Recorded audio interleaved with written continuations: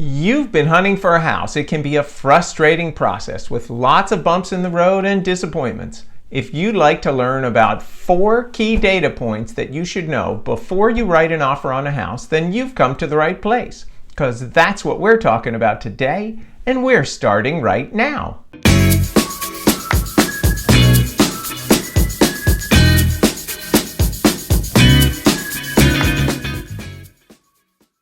Hi there. Welcome back to my channel. My name is Harry Moore and I'm a full-time realtor in the Washington, D.C. metro area, and I post new videos every week about all things real estate in the DMV. So let's jump right in. Number 1. How long has it been on the market? It's one of the first questions that most buyers want to know.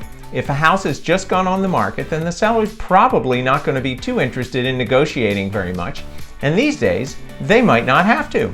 Make sure that your agent looks back to see if that property was on the market recently and they just relisted it. That's a trick that some agents use to make people think that a listing is new when it's not. There are 2 categories of days on market in the MLS. There's days on market and then there's cumulative days on market. The days on market are linked to the serial number for that MLS listing. The CDOM, or cumulative days on market, are actually linked to the tax ID for the property. So if a property goes off the market and is relisted in less than 60 days, then the days on market for each of those listings should be added together, and that would be the CDOM. If it stays off the market for 61 days or more, then the CDOM rolls back to 0. Just to be clear, the old listing isn't deleted, so your agent can still dig back and see all the times that a property's been on the market for the past 20 years or so. Number 2, average or median days on market for comparable sales. I won't get into a discussion of the relative merits of average versus median. That's something for the statisticians to argue over.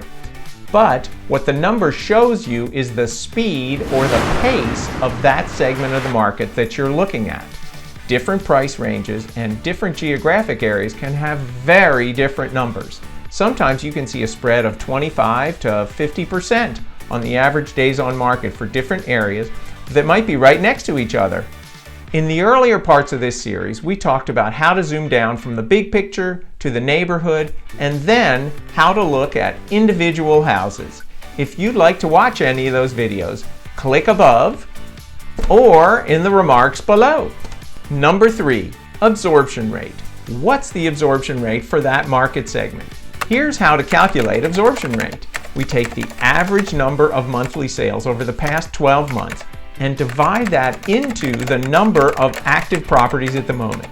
That tells you how long it would take for all the houses in your market to sell if nothing else came on the market. By using a 12-month average, that takes seasonal market cycles into account. If you know the number of months of inventory, that helps to determine what sort of market you're in. The dividing lines that I use are: a seller's market is 0 to 4 months, transitional or balanced market is 4 to 6 months, and 6 months or more is a buyer's market. Number 4, the average list to sell ratio. This shows you what sort of negotiating room you might expect to have. Often when I break down the sold properties by days on market, I'll see a spread of 1 to 4% based on how long the property was for sale. That's big money. For properties that were on the market for more than a couple of weeks, it's good to check and see if they had price reductions, and if there were price reductions, when those happened. Those are 4 key data points that'll help you to formulate your offer strategy. If you're thinking ahead and would like to get some tips on how to choose a home inspector once you've got that house under contract, then click above or in the comments to check out my video on how to pick a home inspector. Thank you for taking the time to watch this video. If you liked what you saw, please hit that like button. Happy thumbs are most appreciated. And if you know someone, maybe a friend or neighbor, who might benefit from this information, please share this video with them. Last but not least, if you want to see more videos about real estate in the DMV, then subscribe and ring that bell so you'll be updated whenever new videos come out. Make it a great day, and I'll see you again soon.